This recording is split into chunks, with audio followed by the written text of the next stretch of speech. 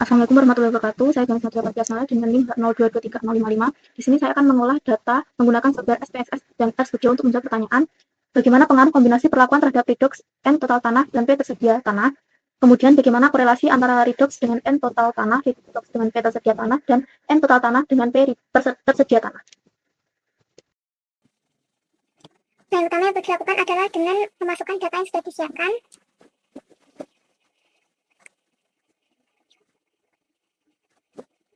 Nah, selanjutnya kita pastikan bahwa tipe datanya adalah numerik dan bagian measure adalah scale. Nah, selanjutnya kita akan melakukan uji normalitas, yaitu dengan mengklik analyze, lalu non-parametric test, lalu legacy dialog. Lalu kita masukkan variabel redox, N total, dan P tersedia. Nah, klik OK, lalu akan muncul seperti ini. Nah, di sini perlu diperhatikan, jika angka menunjukkan kurang dari 0,05, maka data tidak terdistribusi secara normal. Nah, kita perlu melakukan transformasi data dengan menu transform, lalu compute variabel, lalu menggunakan rumus SQRT dalam kurung kali 2. Lalu kita melakukan transformasi untuk redox, N total, dan P tersedia. Pertama kita lakukan untuk N total. Klik OK.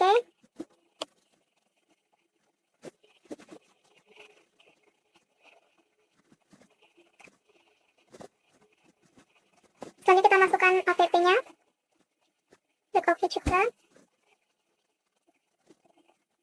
Lalu selanjutnya yang terakhir adalah redox. Seperti sebelumnya, kita masukkan pada rumus. Lalu klik OK, maka akan muncul seperti ini. Nah, hasil transformasi akan muncul sebagai kolom baru. Seperti ini. Nah, kita melakukan uji normalitas ulang. Seperti tadi. Kita keluarkan, lalu kita masukkan yang sudah tertransformasi. Nah, akan muncul seperti ini. Angka sudah menunjukkan lebih dari 0,05, maka dinyatakan normal. Nah, untuk P tersedia ini masih belum normal ya.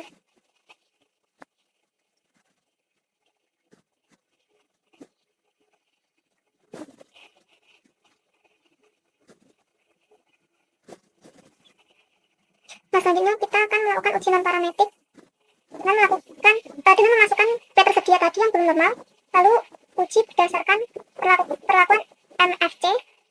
Nah, kita masukkan P-nya. Nah, selanjutnya adalah perlakuan kompos.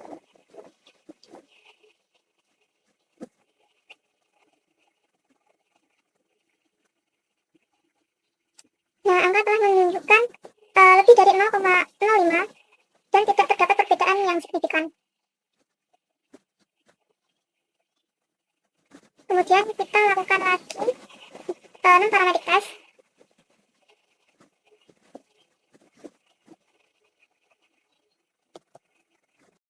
Selanjutnya kita lakukan lagi non-parametric. Lalu kita klik bagian kompos, lalu run. Nah, kemudian dapat diketahui bahwa signifikan dari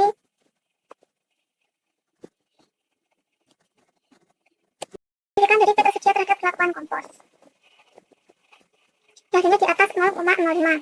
Maka dari itu, kompos berpengaruh secara tidak signifikan terhadap P tersedia. Kemudian setelah ini kita melakukan analisis Kukal-Willis. Kita akan menganalisis uji ANOVA dengan klik analyze, lalu general linear model, lalu bagian sini kita MFC dan kompos.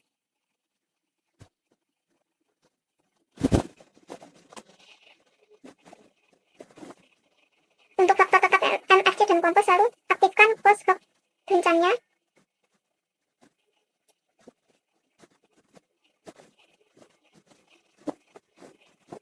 Nah, ini kita aktifkan. Lalu klik OK. Ini hasilnya. Perlakuan tidak berpengaruh terhadap redox P tersedia. Lalu MFC dan kombinasi berpengaruh terhadap N total dan bagian komposnya tidak.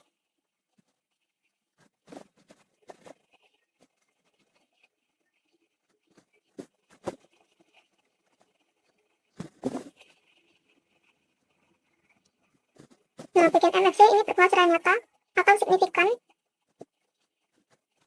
karena hasilnya di sini kurang dari 0,001. Sedangkan kompos dan kombinasi di situ tidak berpengaruh secara nyata karena datanya di atas 0,05. Maksudnya di bawah 0,05 sehingga pada kombinasi dapat berpengaruh secara signifikan terhadap N.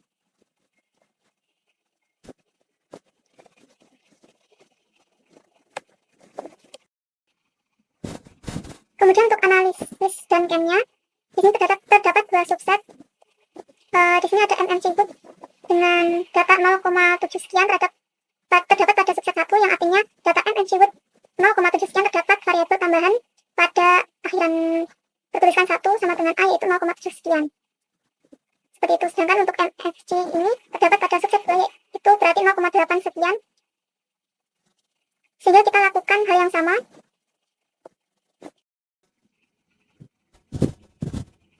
Kita analyze, lalu forward analyze, general model, lalu oke.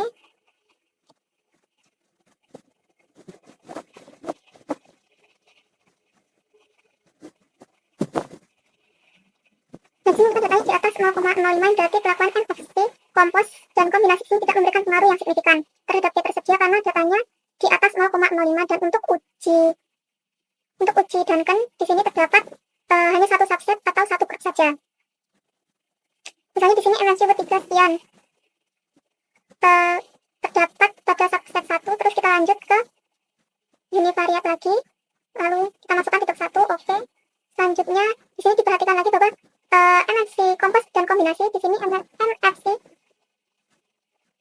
0,2 sekian. Nah, di sini kombinasi tidak berpengaruh secara signifikan terhadap redox karena datanya di atas 0,05.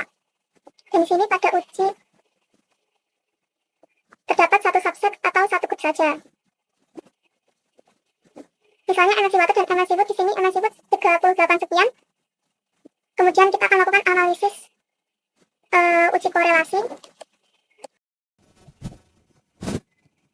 Kita masukkan N total dan P tersedianya. Seperti ini, lalu oke. Dapat kita lihat bahwa untuk korelasinya di sini ada 0,324, yang artinya di sini di atas 0,05, yang artinya memiliki hubungan antara N dengan P.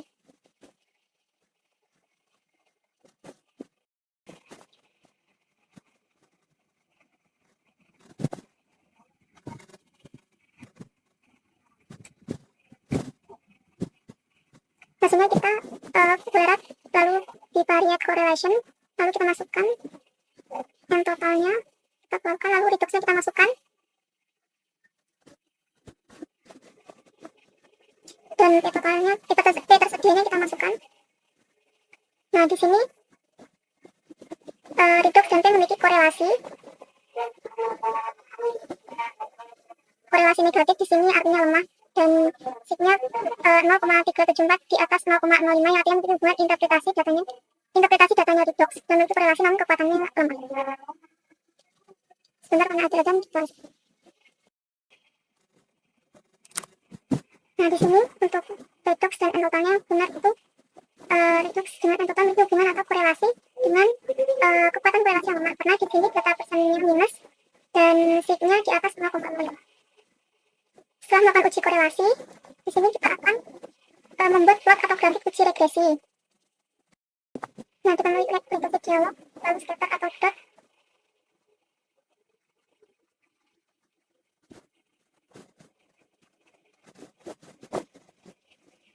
Nah, kita masukkan N totalnya di sini, AVP-nya di sini,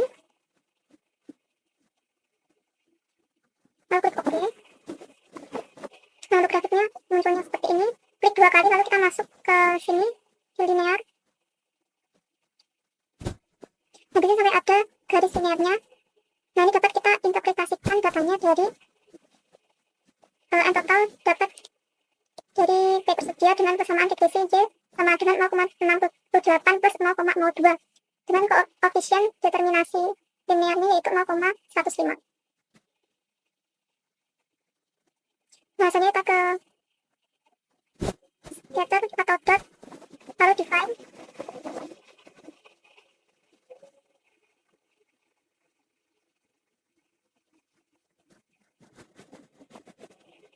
Nah, kita masukkan redox satunya.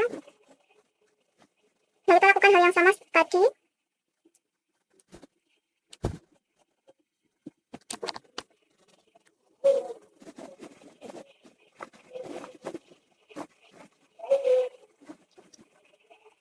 Nah, persamaan radiusnya adalah Y sama dengan 0,79 1,27. 0,79 sampai 1,27.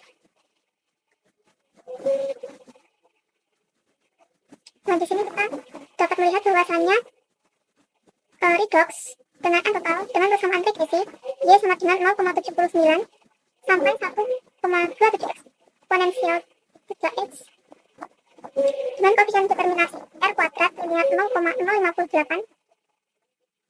Kemudian setelah itu kita lakukan NP dan NR dan reduksi dialog, lalu kita ke scatter plot lagi, lalu define, lalu N total kita keluarkan, lalu kita masukkan APP-nya, lalu kita klik OK.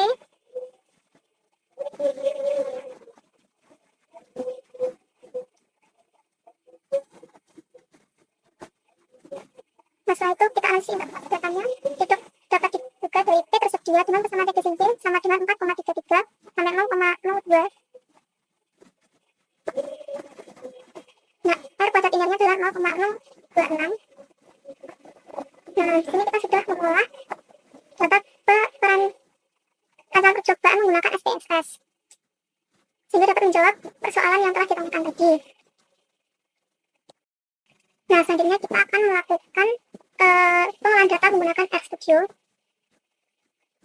Nah, di sini seperti sebelumnya kita masukkan datanya terlebih dahulu.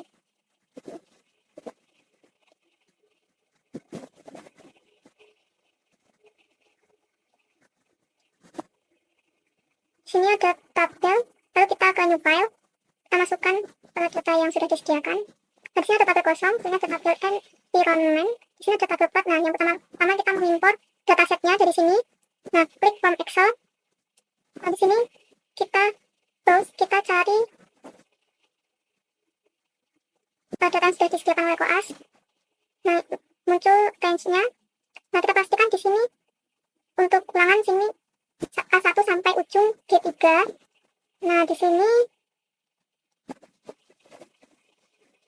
kita tulis A1 banding G33. Kita numerik, klik numerik, lalu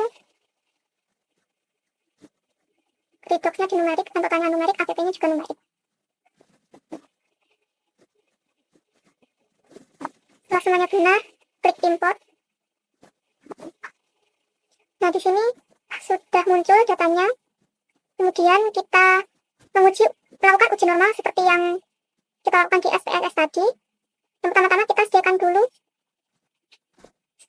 scriptnya di sini, caranya dengan Ctrl Shift N. Nah, di sini pertama kita tulis library.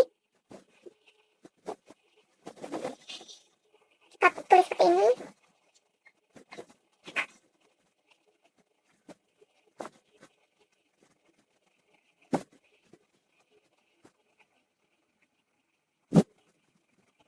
Nah, kita klik redox, ada bagian sini.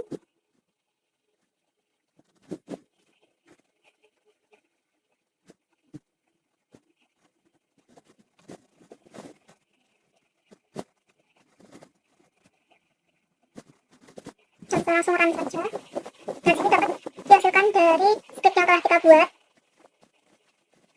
Sini menunjukkan, perhatikan pada p-value di sini menunjukkan di bawah 0,05.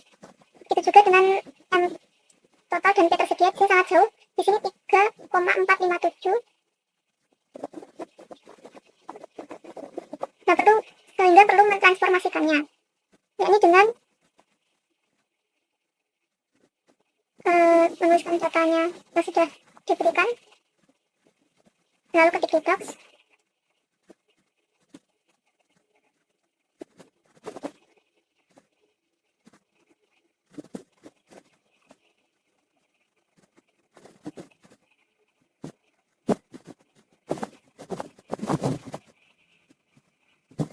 Nah, kita copy saja.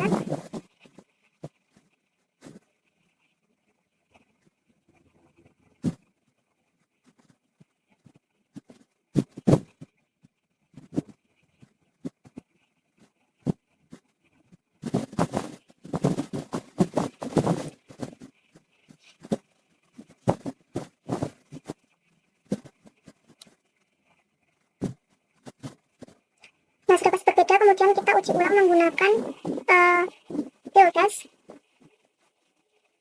Nah, di sini kita bisa lihat bahwasannya N total redox terlebih redox unit P value sudah normal, sudah di atas 0,05.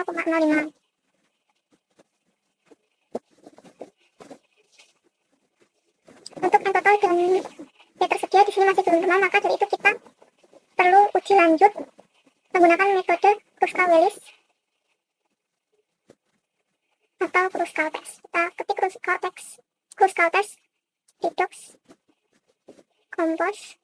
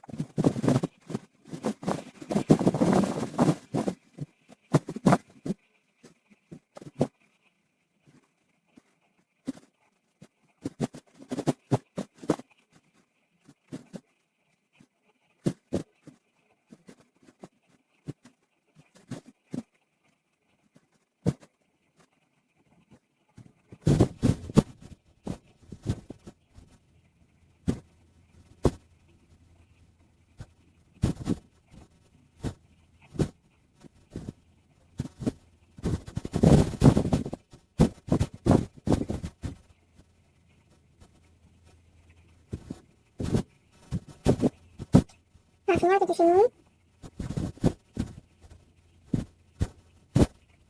Pada P value di sini menunjukkan 0,763, artinya di atas 0,05. Untuk tidak berbeda nyata atau tidak berpengaruh secara signifikan terhadap redox. Begitu juga dengan NFC dan kombinasi. Di sini menunjukkan datanya di atas 0,05, artinya NFC dan perlakuan kombinasi di sini tidak berpengaruh secara nyata atau tidak berpengaruh secara signifikan terhadap redox. Kemudian ada kompos ini juga tidak berpengaruh secara signifikan terhadap NTAL, kemudian NFC di sini juga tidak. Maaf, di sini NFC di bawah 0,05, artinya di sini NFC dapat berpengaruh secara nyata terhadap N total atau berpengaruh secara signifikan. Nah, ini untuk N total perlakuan kombinasi di sini juga di bawah 0,05, yang artinya perlakuan kombinasi di sini berpengaruh secara signifikan terhadap N total. Kemudian untuk kompos di sini tidak berpengaruh secara nyata atau tidak berpengaruh secara signifikan terhadap P tersedia. Kemudian perlakuan kombinasi di sini juga dan NFC tidak berpengaruh secara nyata atau tidak berpengaruh secara signifikan. Nah, selanjutnya setelah melakukan tes Kruskal-Wallis, setelah itu kita akan melakukan uji lanjut non parametrik. Caranya yaitu dengan klik FSA, lalu jantas kita ketik redox.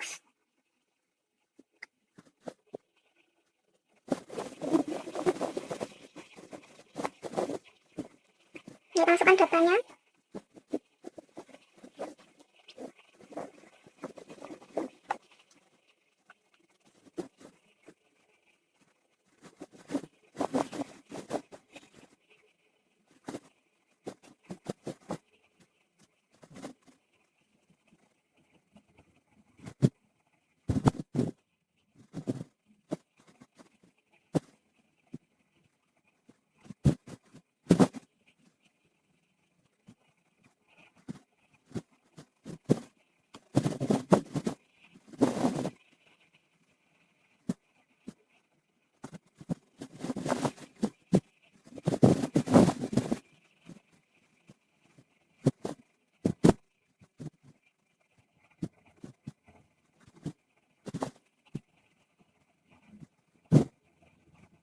Satu putaran.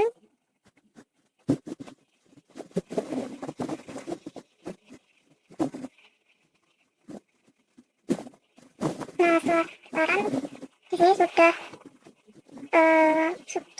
berhasil untuk tesnya uji lanjut non parametrik. Hasilnya dapat kita lihat Yang pertama itu redox. Nah, redox kompos di sini adjust yang artinya di sini kan 0, sekian, artinya tidak berpengaruh secara signifikan atau berpengaruh nyata terhadap redox. Kemudian Dantes di sini tidak berpengaruh secara signifikan karena adjust di sini di atas 0,05. Jadi MFC dapat dinyatakan tidak berpengaruh secara signifikan terhadap redox. Kemudian perlakuan kombinasi sini menunjukkan angka dengan range 1 sekian dengan berbagai kombinasi perbandingan, menunjukkan data di sini tidak berpengaruh secara nyata terhadap redox. Kemudian lanjut pada N total dengan perlakuan kompos di sini P adjustnya di sini 0,6 sekian, menunjukkan di sini tidak berbeda nyata atau tidak berpengaruh secara signifikan terhadap N total.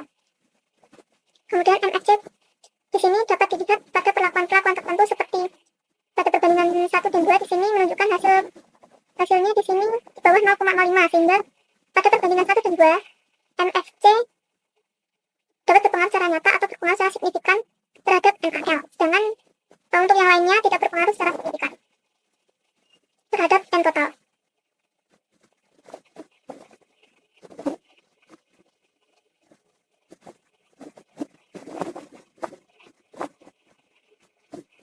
Nah, di sini tidak berpengaruh secara signifikan terhadap N total tanah. Yang terakhir di sini adalah hasil P tersedia dengan perlakuan kompos. Di sini menunjukkan P adjustnya di sini di atas 0,05, yang artinya tidak berpengaruh secara signifikan terhadap P tersedia. Kemudian MFC di sini menunjukkan juga semuanya di sini perbandingannya menunjukkan tidak berpengaruh secara signifikan terhadap P tersedia. Yang terakhir di sini kombinasi di sini menunjukkan P adjustnya satu semua. Ini menunjukkan bahwa perlakuan kombinasi tidak menunjukkan pengaruh yang signifikan terhadap P tersedia. Nah, selanjutnya akan dilakukan uji ANOVA dengan cara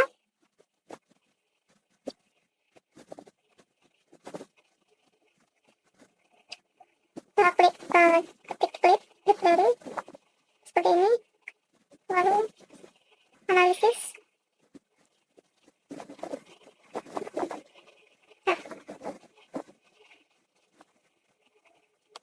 Kita masukkan datanya.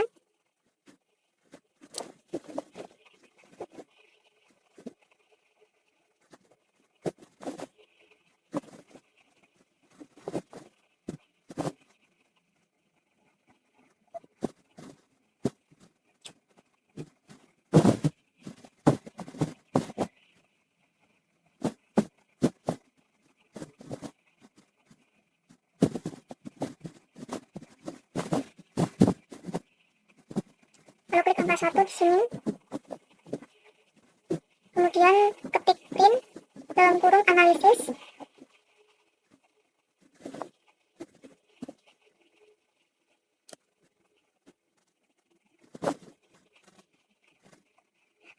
Nah, di sini sudah terlihat bahwa ANOVA tadi kita cari dulu. Sini kita akan interpretasi data dari uji ANOVA, dan di sini sudah include dengan Duncan. Nah, ini analisis varian. Di sini ada sumber keragaman di mana replication vector ini adalah ulangan, faktor A adalah kompos, faktor B adalah MFC, dan A banding B di sini adalah kombinasi. Nah, di sini untuk faktor A, faktor B dan kombinasinya di sini datanya di atas 0,05, berarti tidak berpengaruh secara signifikan terhadap yang pertama, yaitu redox. Nah, di sini tidak berpengaruh secara signifikan oleh MFC kompos maupun MFC kompos maupun keduanya. Kemudian pada dependent variant group di sini terdapat satu grup. Grup di sini adalah subset yang ada SPSS-nya tadi, misalnya di sini ada M3 40, sekian A, yang berarti terdapat pada grup A seperti itu. Kemudian lanjut pada perlakuan-perlakuan yang lain seperti kompos. Kompos di sini ada satu grup, yaitu grup A. Kemudian ada faktor yang diperlakukan kombinasi. Kombinasi di sini ada dua grup, yaitu grup A dan AB. Kemudian N total. N total di sini menunjukkan bahwa ada faktor A, yaitu MFC. MFC di sini menunjukkan pengaruh yang signifikan terhadap N. 0,05. Sedangkan yang lain seperti ulangan, MFC, dan kombinasi di sini tidak berpengaruh secara signifikan terhadap N. Kemudian menuju ke dependent variant group, yaitu pada perlakuan faktor yang pertama, yaitu terdapat dua grup di sini, ada grup A dan grup B. Kemudian perlakuan kedua, terdapat satu grup yaitu grup A, dan perlakuan kombinasi di sini terdapat A sampai D atau 4 grup. Langsung saja di sini ada N1 dan KO 0,69 sekian terdapat pada grup B seperti itu. Kemudian yang terakhir ada P tersedia. P tersedia di sini setelah kita analisis di sini dari sekian perlakuan tidak ada menunjukkan pengaruh yang signifikan terhadap P tersedia, baik kompos MFC atau kombinasi dan kombinasi baik ulangan karena tidak ada yang lebih dari 0,05. Kemudian untuk dependent grupnya yaitu pada MFC terdapat satu grup saja, kemudian pada kompos satu grup saja, grup A, dan yang terakhir pada kombinasi terhadap dua grup, ada yang A, ada yang AB, dan ada yang B saja. Nah, selanjutnya setelah melakukan uji ANOVA dan Ken di sini akan melanjutkan pada uji korelasi. Nah, uji korelasi di sini caranya ketik korelasi, wortest, data praktikan, lalu N total, koma, data praktikan,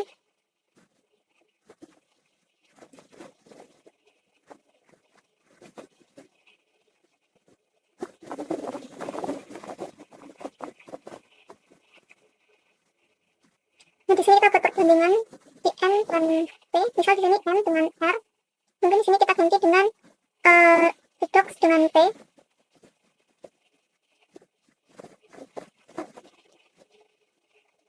Nah, setelah itu gitaran.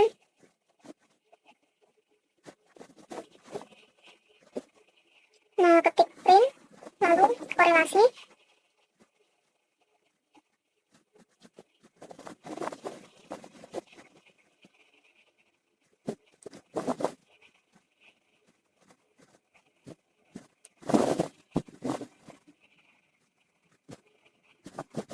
Nah, print korelasinya di sini.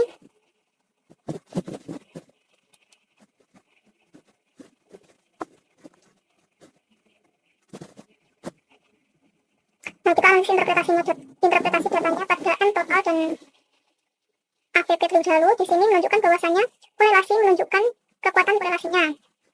Sedangkan pada P value di sini menunjukkan apakah ada korelasi atau tidak, yang mana N total dan AVP di sini memiliki korelasi karena di sini P value-nya di atas 0,05 dengan korelasinya atau kekuatannya, yaitu positif, yang artinya N total dengan P tersedia memiliki korelasi yang kuat. Kemudian N total dan redox di sini memiliki korelasi dapat dilihat pada P value-nya. Namun kekuatan yang dimiliki itu lemah karena data di sini negatif. Kemudian lanjut pada P tersedia dengan redox di sini memiliki P value, yang artinya P tersedia dan redox memiliki keterkaitan atau korelasi dengan korelasinya mana?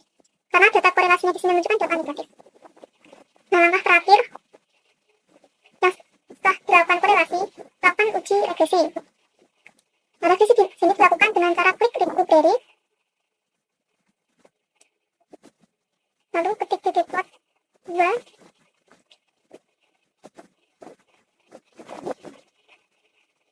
lalu ketik library lagi,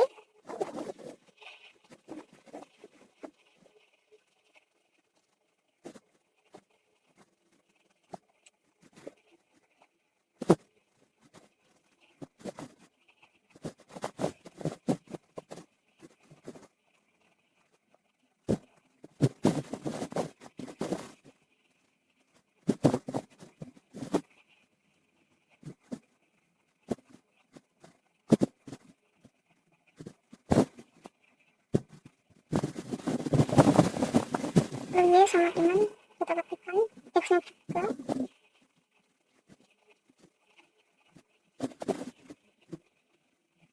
Nah, di sini kita perlukan di sini adalah bahan untuk membuat plotnya. Nah, kita copy di sini. Setelah itu kita run saja. Nah, kemudian akan muncul interpretasi datanya di sini,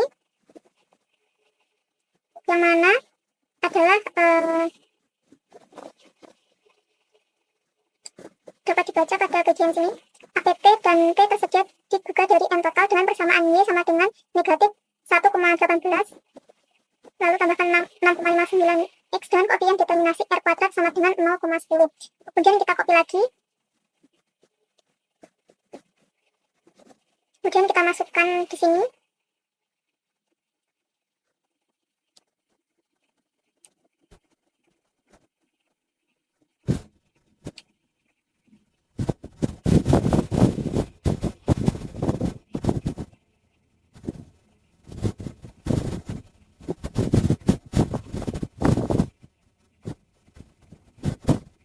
Nanti dapat kita baca ya.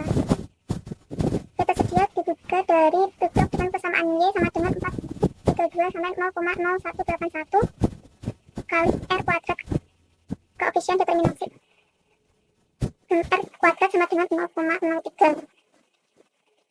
Kemudian kita copy sekali lagi.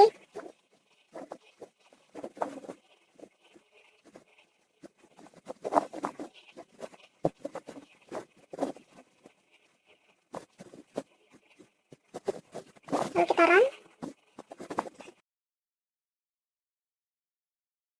Ini terlihat bahwasanya M total dibuka dari Redox dengan persamaan Y sama dengan 0,779 kurang 0,00113 X dengan koefisien determinasi R kuadrat 0,04. Nah, dengan ini kita telah melakukan olah data rancangan percobaan dengan SPSS dan RStudio.